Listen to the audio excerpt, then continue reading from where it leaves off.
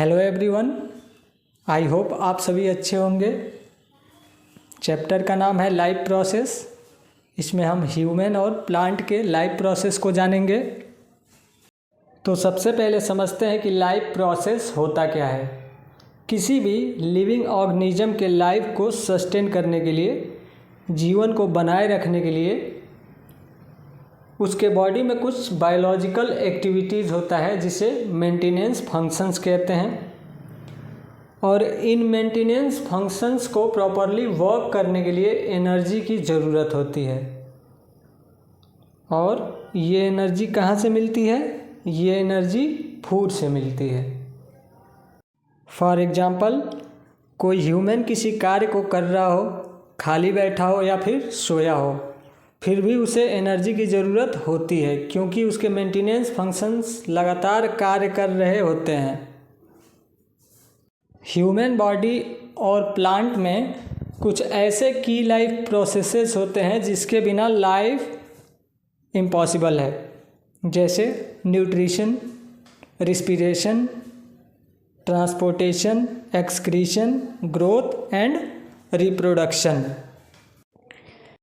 इन्हें आगे one by one करके समझते हैं।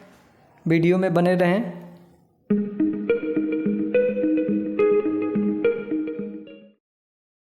पहला है न्यूट्रिशन।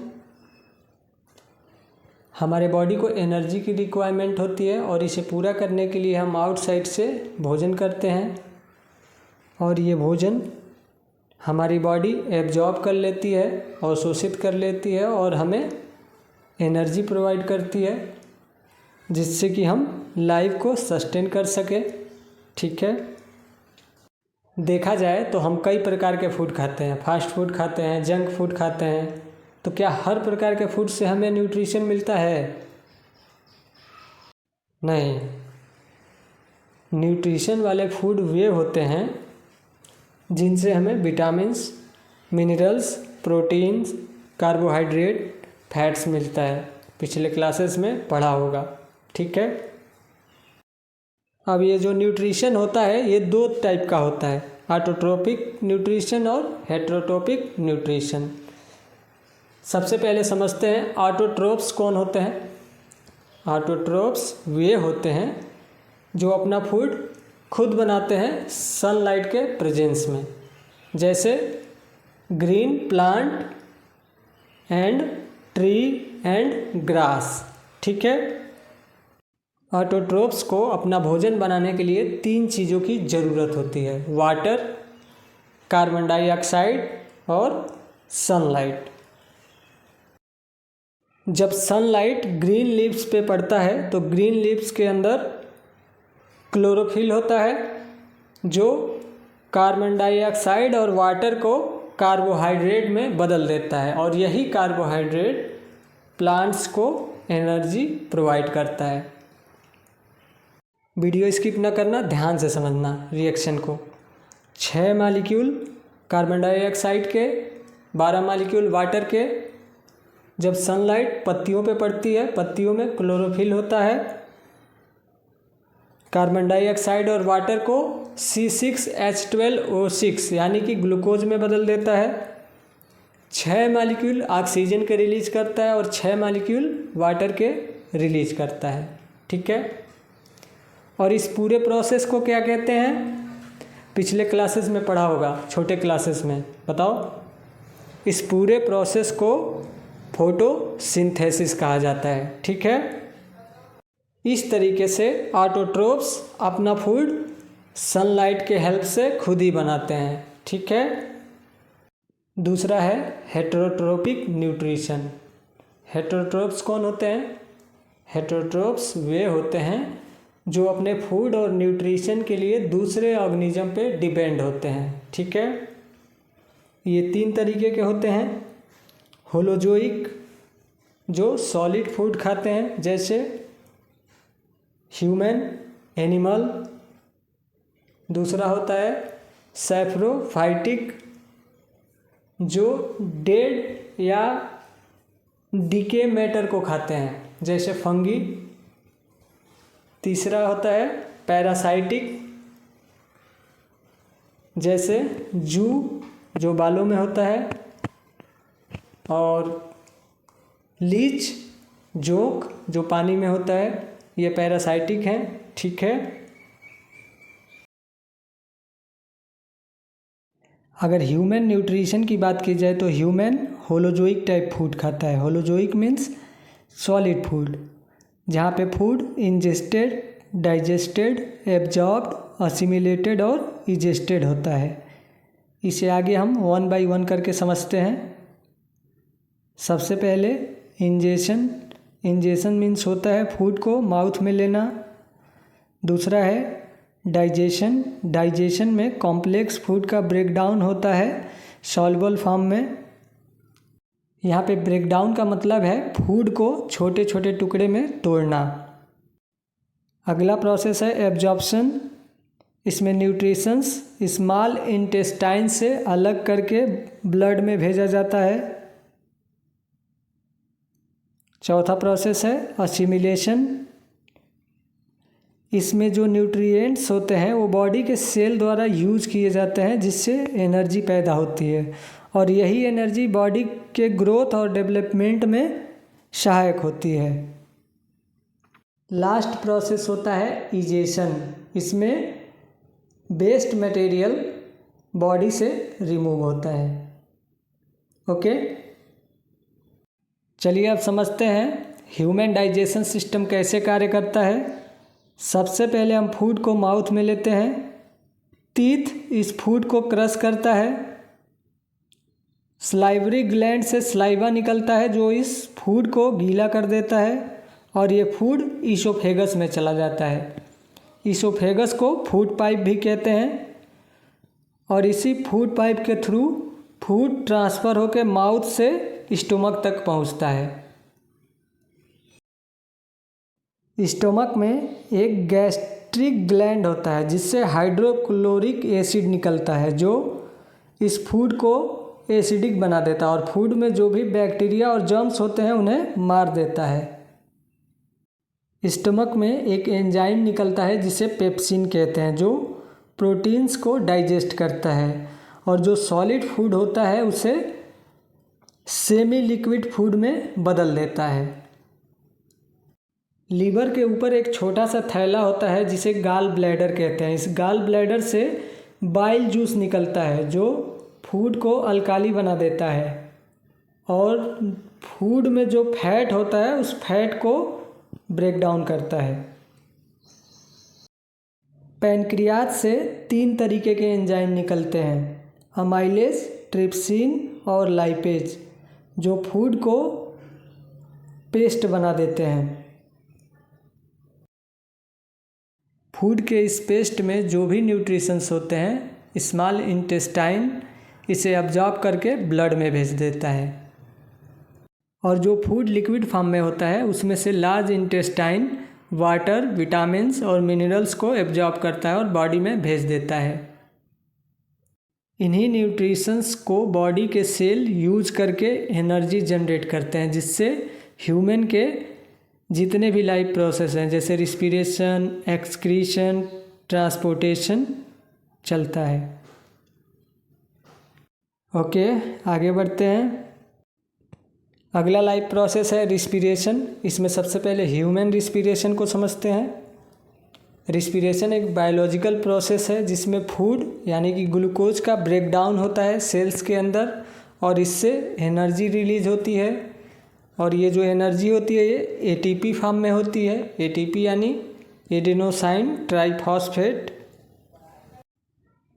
रिस्पिरेशन ब्रीदिंग के थ्रू होता है। ब्रीदिंग में ऑक्सीजन को अंदर लेते हैं, कार्बन डाइऑक्साइड को बाहर छोड़ते हैं, और इन दोनों गैसेज का एक्सचेंज लंग्स के अंदर होता है। ब्लड ऑक्सीजन को सेल्स तक कैरी करता है। सेल्स में पहुंचकर ऑक्सीजन ग्लूकोज का ब्रेकडाउन करता है, जिससे सेल्स को एनर्जी मिलती है। अब इस पूरे प्रोसेस को हम एक बायोलॉजिकल रिएक्शन की हेल्प से समझते हैं। हम जो फूड खाते हैं उसमें ग्लूकोज होता है। ग्लूकोज में कार्बन के 6 मॉलिक्यूल्स होते हैं। जब ग्लूकोज का ब्रेकडाउन साइटोप्लास्ट के अंदर होता है तो ग्लूकोज पाइरूवेट में बदल जाता है, और पाइरूवेट 3 कार्बन मॉलिक्यूल्स होता है। ठीक है, यहाँ तक समझ में आया। अब आगे समझते हैं पाइरूवेट से। यहाँ पे पाइरूवेट से 3 तरीके के रिएक्शन होते हैं। पहला होता है ऑक्सीजन के एब्सेंस में, जिसे एनारोबिक रिस्पिरेशन कहते हैं। यहाँ पे एथेनॉल कार्बन डाइऑक्साइड बनता है और एनर्जी रिलीज होती है, और ये कहाँ पे बनता है? ईस्ट में बनता है। ठीक है। दूसरा होता है लैक ऑफ ऑक्सीजन में, जिसमें लैक्टिक एसिड बनता है और एनर्जी रिलीज होती है। ये कहाँ पे होता है? ये मसल्स में होता है। मसल्स के अंदर लैक्टिक एसिड बनता है, इसी लैक्टिक एसिड की वजह से हमें थकान महसूस होती है। तीसरा होता है, सबसे इम्पॉर्टेंट है, प्रेजेंस ऑफ ऑक्सीजन। ऑक्सीजन के प्रेजेंस में होता है, जिसे एरोबिक रिस्पिरेशन कहते हैं। इसमें कार्बन डाइऑक्साइड बनता है, वाटर बनता है और एनर्जी रिलीज होता है। और ये कहाँ पे होता है? ये होता है पूरा माइटोकॉन्ड्रिया में। सेलुलर रिस्पिरेशन ऑक्सीजन के प्रेजेंस में होता है, इसीलिए इसे एरोबिक रिस्पिरेशन कहते हैं।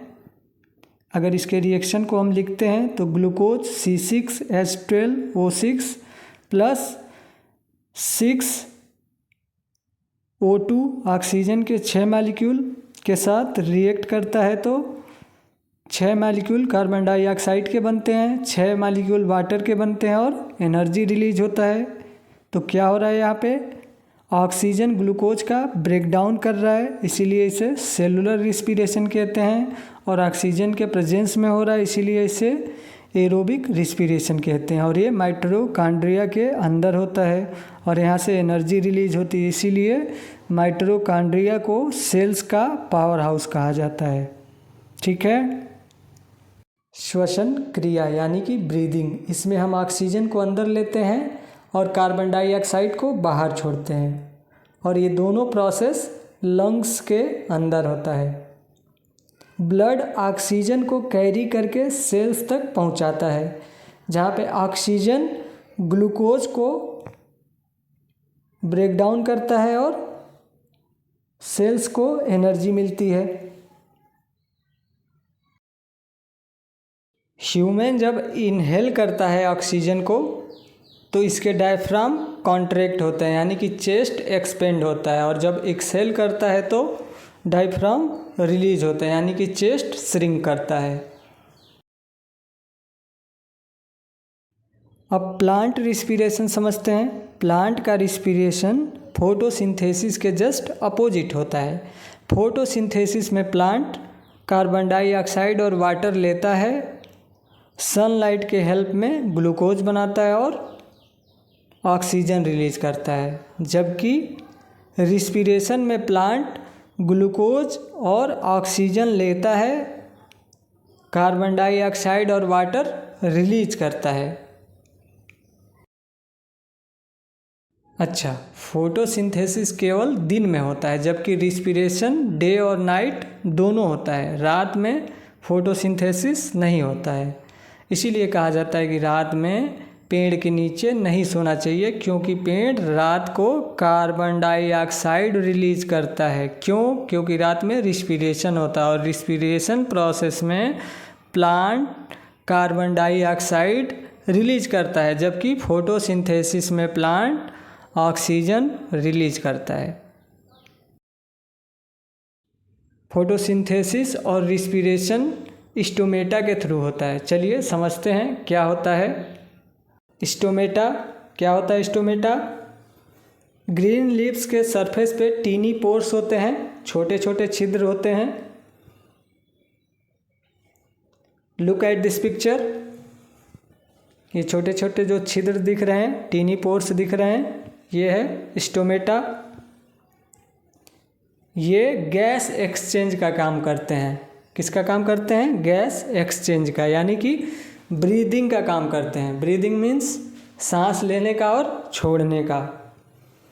तो लीव्स क्या करते हैं? कार्बन डाइऑक्साइड लेते हैं और ऑक्सीजन रिलीज करते हैं। किसके थ्रू? स्टोमेटा के थ्रू। ठीक है। अब ये जो स्टोमेटा है, ये ओपन कब होता है? देखो फोटोसिंथेसिस कब होता है, दिन में होता है ना, तो स्टोमेटा भी दिन में ओपन होता है और नाइट में क्लोज हो जाता है। ठीक है। नेक्स्ट लाइफ प्रोसेस है ट्रांसपोर्टेशन। सबसे पहले समझते हैं transportation in human beings. Transportation एक प्रोसेस होता है जिसमें फूड, ऑक्सीजन, कार्बन डाइऑक्साइड और वेस्ट मटेरियल बॉडी के अंदर ट्रांसपोर्ट होते हैं। ट्रांसपोर्टेशन में सबसे इम्पॉर्टेंट होता है ब्लड सर्कुलेशन, और ब्लड सर्कुलेट करने के लिए एक डिवाइस लगी होती है जो ब्लड को पंप करती है, जिसे हार्ट कहा जाता है। तो यहाँ पे हार्ट पंपिंग सिस्टम की तरह कार्य करता है जो ब्लड को पंप करता है। और ये जो ब्लड है ये ऑक्सीजन और कार्बन डाइऑक्साइड दोनों को बॉडी में ट्रांसपोर्ट करता है। इसीलिए हार्ट के अंदर 4 चेम्बर होते हैं जो ऑक्सीजन और कार्बन डाइऑक्साइड वाले ब्लड को एक दूसरे से मिलने नहीं देते हैं। Have a look at this picture. इसमें left atrium, left ventricle, right atrium and right ventricle, ये 4 चेम्बर हैं हार्ट के जो ऑक्सीजन और कार्बन डाइऑक्साइड वाले ब्लड को आपस में मिलने नहीं देते हैं। इसे डिटेल में समझते हैं। जब मनुष्य सांस लेता है तो ऑक्सीजन लंग्स में पहुंचता है और लंग्स से लेफ्ट एट्रियम में पहुंचता है। लेफ्ट एट्रियम सिकुड़ने लगता है जिससे ब्लड लेफ्ट एट्रियम से लेफ्ट वेंट्रिकल में पहुंच जाता है। फिर लेफ्ट वेंट्रिकल सिकुड़ने लगता है तो यहाँ से ब्लड पूरे बॉडी में ट्रांसपोर्ट हो जाता है। और ये जो लेफ्ट साइड से ब्लड जाता है इसको ऑक्सीजनेटेड ब्लड कहते हैं क्योंकि इसमें ऑक्सीजन होता है। दूसरी तरफ बॉडी से डीऑक्सीजनेटेड ब्लड, यानी कि जिसमें ऑक्सीजन नहीं होता है, कार्बन डाइऑक्साइड होता है, वो वाला ब्लड राइट चेम्बर में, अपर राइट चेम्बर में पहुंचता है। अपर राइट चेम्बर जिसे राइट एट्रियम कहते हैं, तो राइट एट्रियम में पहुंचता है। और जब ये राइट एट्रियम सिकुड़ता है तो डीऑक्सीजनेटेड ब्लड राइट वेंट्रिकल में पहुंच जाता है और राइट वेंट्रिकल इस ब्लड को लंग्स की ओर पंप करता है ताकि लंग कार्बन डाइऑक्साइड को बाहर निकाल सके।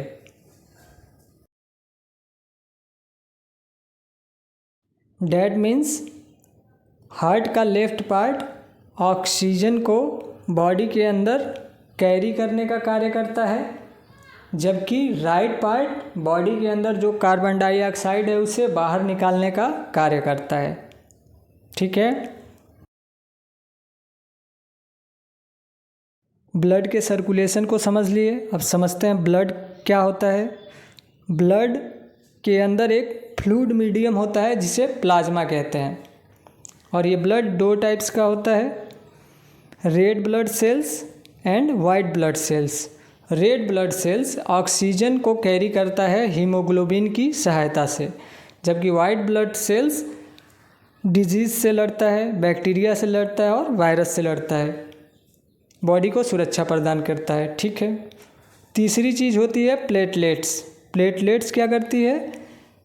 ब्लड क्लॉटिंग में हेल्प करती है, यानी कि रक्त का थक्का बनने में मदद करती है। रेड ब्लड सेल्स को इरिथ्रोसाइटस, वाइट ब्लड सेल्स को ल्यूकोसाइटस एंड प्लेटलेट्स को थ्रोम्बोसाइटस कहते हैं साइंटिफिक भाषा में। ठीक है।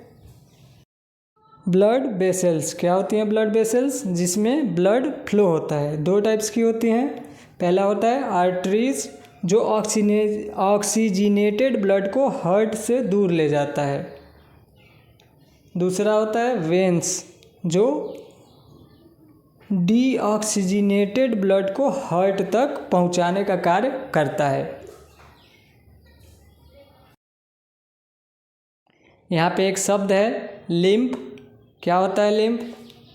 एक ट्रांसपेरेंट फ्लूइड होता है जो टिश्यूज़ में पाया जाता है और ये कैपिलरी के थ्रू फ्लो करता है। जैसे ब्लड है, ब्लड वेसल्स के थ्रू फ्लो करता है, लिम्फ कैपिलरीज के थ्रू फ्लो करता है। ठीक है।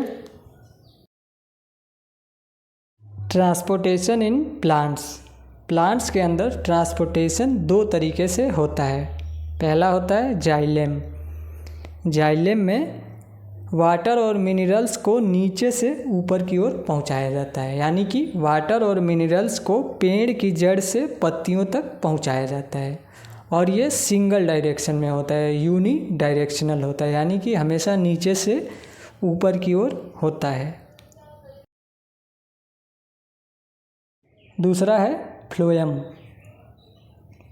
फोटोसिंथेसिस के द्वारा पत्तियां जो फूड बनाती हैं उसे फ्लोएम ऊपर से नीचे तक पहुंचाने का कार्य करता है, यानी कि जो फूड पत्तियों में बनता है उसे जड़ तक पहुंचाने का कार्य करता है। और ये अप एंड डाउन दोनों डायरेक्शन में होता है, क्योंकि फूड पत्तियों में बनता है तो कोई टहनी ऊपर होगी तो वहाँ भी फूड को पहुँचाएगा और नीचे भी पहुँचाएगा। जाइलम, फ्लोएम, ये दो तरीके हैं जिससे प्लांट के अंदर ट्रांसपोर्टेशन होता है। लास्ट लाइफ प्रोसेस है एक्सक्रीशन। क्या होता है एक्सक्रीशन? जो हम फूड खाते हैं तो न्यूट्रिशन तो हमारे बॉडी में चला जाता है, जो वेस्ट मटेरियल बचता है उसी को बाहर निकालने को एक्सक्रीशन बोलते हैं। तो एक्सक्रीशन क्या हो गया? Removal of waste materials from body. ठीक है।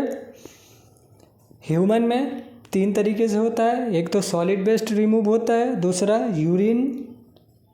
यूरिन ठीक है रिमूव होता है, और तीसरा क्या होता है? कार्बन डाइऑक्साइड रिलीज होता है लंग्स के थ्रू।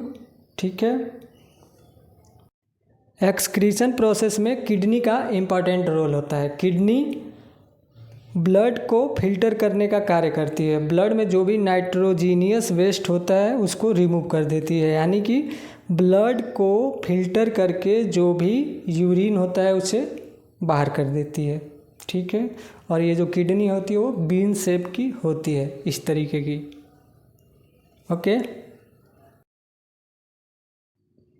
जैसे ह्यूमन वेस्ट मटेरियल को बाहर निकालते हैं, ठीक वैसे ही प्लांट भी वेस्ट मटेरियल बाहर निकालते हैं। ह्यूमन कार्बन डाइऑक्साइड को बाहर निकालता है तो प्लांट इसके अपोजिट ऑक्सीजन को बाहर निकालते हैं। ह्यूमन सॉलिड और लिक्विड वेस्ट बाहर निकालता है, प्लांट गम और रेजिन बाहर निकालते हैं। प्लांट से निकलने वाला गम, गोंद आपने देखा होगा, ये भी एक प्रकार के वेस्ट मटेरियल हैं।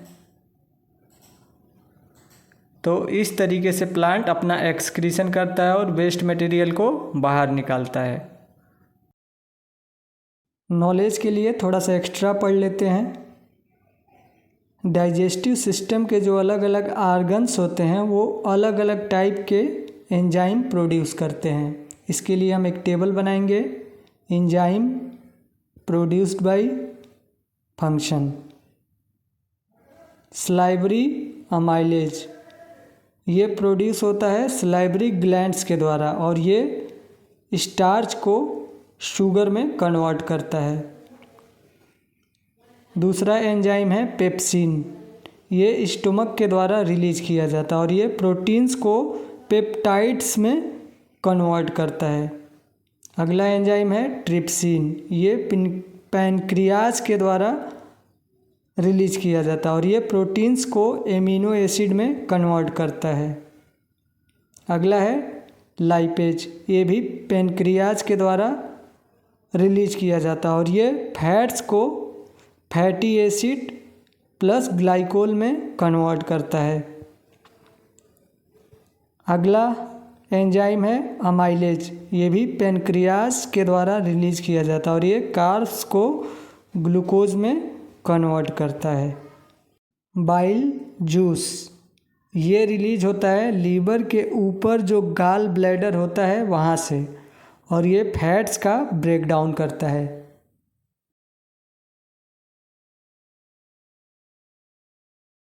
चैप्टर कंप्लीट हुआ। वीडियो कैसा लगा कमेंट में बताना। मिलते हैं अगले वीडियो में।